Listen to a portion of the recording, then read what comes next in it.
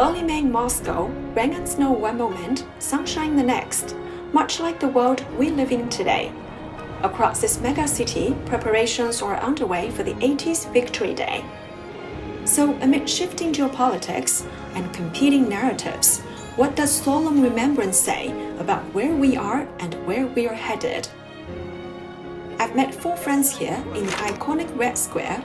Oh my God, it's good to see. At the thought-provoking Victory Museum. So his name is Vladimir Spiridonovich Putin. He went as a volunteer in the first days of the war. Outside a renowned school of diplomacy. It's all about 80th anniversary of the victory, 1945-2025. And in the most open place of all, a private home filled with warmth. This is my wife's father, and those are his medals. I'm here to hear their stories and perspectives, from Moscow to the world. You know why people stay here? If you stay in the center, Yes. You can put your coins, your dream, and it can happen. Ah, this is how you make your wish. Yes. So normally you stand here. Yeah, you only you, I can. Yes. And then through that way. You make a wish. Yes. Okay. Your turn. What was the wish that you just made, if I may ask? It's always the same. I want that all people will be happy. Your president has invited lots of international leaders to join the celebration. Why do you think it matters? For us, it's this war is huge and important story because It's okay. Because every family lost someone here, and it's part of history in every family.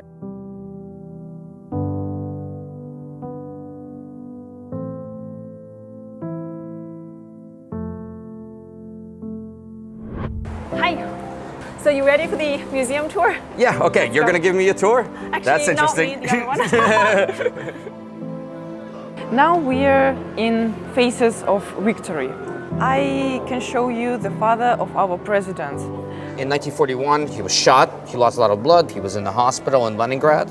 Every person can come and Bring their give photos. of their family who fought and served in the war. We have already have over 1 million photos. This is his great-grandfather. Yours. Yeah. So he uploaded the photo, he wrote the text. Every family has somebody who fought. So you could come in and go to the museum and write the text, upload your photograph, and it'll be in the system forever. What you see up there, every part of the chain represents 10 lives. And this is 26 million people who died in World War II. Preserving the history of this war is showing respect for the sacrifices that my ancestors gave in order for me to be sitting here and talking to you. So for Russians, the 9th of May is the most important holiday because if we didn't win this war, there would be no Russia. Chinese are the only other country which can kind of understand that. There's also a war for survival. We often say it's friendship forged in blood. Yeah. We are standing in front of the Brest Fortress gates. It's the first battle in the Great Patriotic War. This is the ordinary family's apartment in the Brest Fortress. You can see the guitar, the paintings. This is a train which was set up with a furnace. So how many people do you think fit in here? Total? I would say 20. No, 60, 70, or even 100 people. Once the German army was advancing, the Soviet government was evacuating civilians from the area. So, and there's millions of people. They had no idea where they were going. My grandma lived in Uzbekistan for 3 years during the war. She was a 14-year-old girl. Another amazing thing is that it wasn't just people who were evacuated, it's whole factories were evacuated. So this is factories disassembled completely, you know, and put onto train and moved out. In front of you are pictures of art which was destroyed by the Germans, not by mistake, purposely. So the idea was not just to destroy the people, it was destroy the history of everything which remained. Hitler's idea was that the Russians and other peoples who lived in the Soviet Union didn't have the right to their own culture once they accepted Bolshevism and communism. This is the Parliament building in Berlin. This is a real sign. I'm from Moscow. The shortest way back to Moscow is through Berlin. Meaning this person wants to go home, and the only way he'll get home is if we capture Berlin and ends the war. It's 12,000 heroes of the Soviet Union during the war, and each city is the hero city. These cities which suffered the most.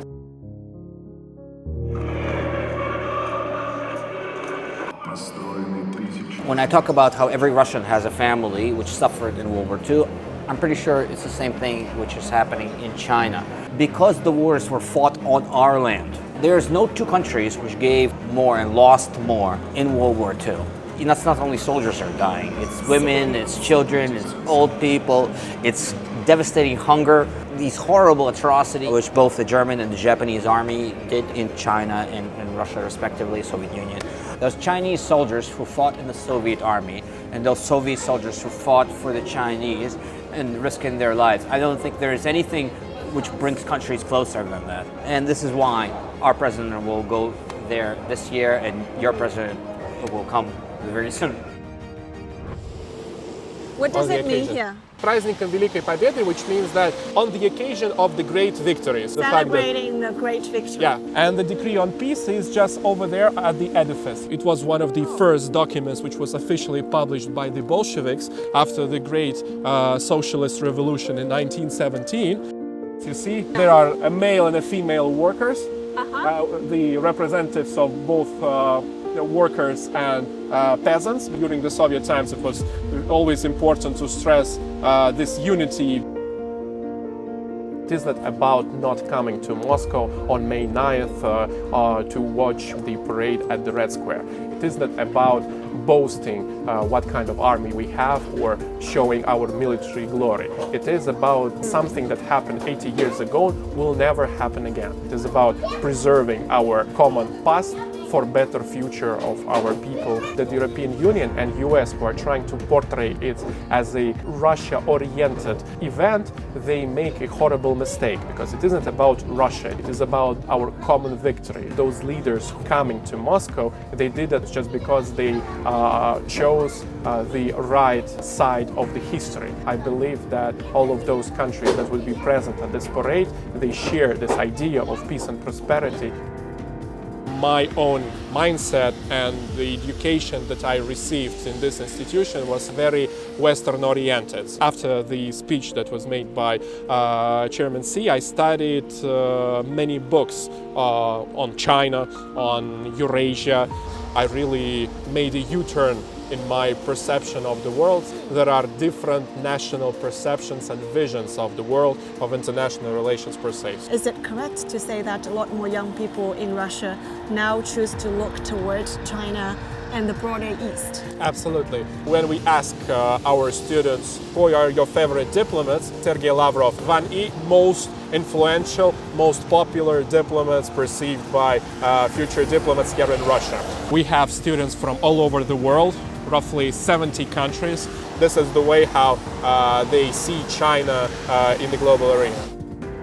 We used to believe in the Western-oriented world. Our country was trying to adapt and fit into different Western-led institutions, and as a result, we were complete losers. With the advent of the Vladimir Putin's era in the early 21st century, Russia learned to become sovereign, to make our own decisions and rely only on ourselves. This Chinese proposal is something that changed the mindset of different national leaders. So I believe that address made by Chairman Xi changed the perception of the world we're living in.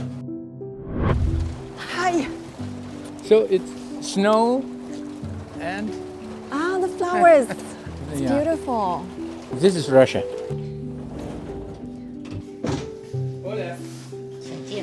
谢谢，谢谢，谢谢，谢谢。 My wife's father, he was a specialist in Persian language, and he was already a professor in 1941 when the war started. I see. So professors were exempted from military service, but he volunteered. He was taking part in combat. President Xi has been invited as a guest of honor for this year's commemorative events on May 9th. What's the message to other nations? That we have our vision of history, which is based on facts, that we are close with China, that all the efforts of America to disunite us, to make problems between Russia and China are doomed, that we are still lips and teeth, shoulder to shoulder, back to back. Russia and China will be together, not only marching on the square, but also in time of need. Those are books that I published. This is my first book about Xi Jinping and the China Dream. And this is my book about Silk Road. Trump, I believe, is the last head of that previous period of America being the shining castle on the hill. It is great power, but there are other great powers. A new period is now being formed thanks to this new type of relations between Russia and China. We are not military allies, but like in Chinese philosophy, 和而不同. Yeah? We are close but different. 和而不同. That I've come to realize is probably the best kind of relationship between people and between nations. I've also asked them about their dreams. The small ones like living a little better, and the big ones like living better together. I want to have my eyes to see better. I want my wife to feel better. We all wanted to save the peace and come home and see our family, see your friends, have a lot of freedom to travel around and see the world and talk with people from all over the country. I want my children to live better than I did.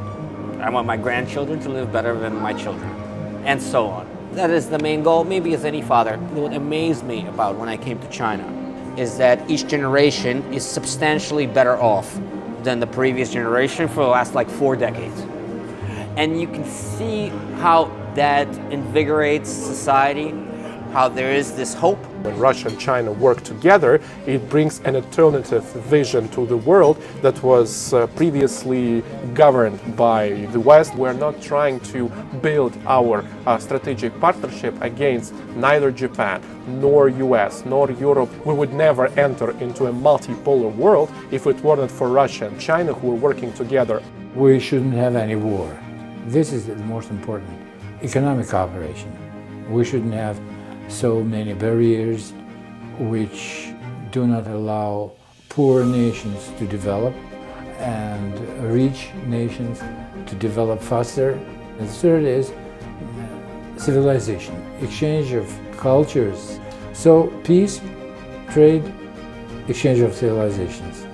Those are, I think, major ideas for the 21st century.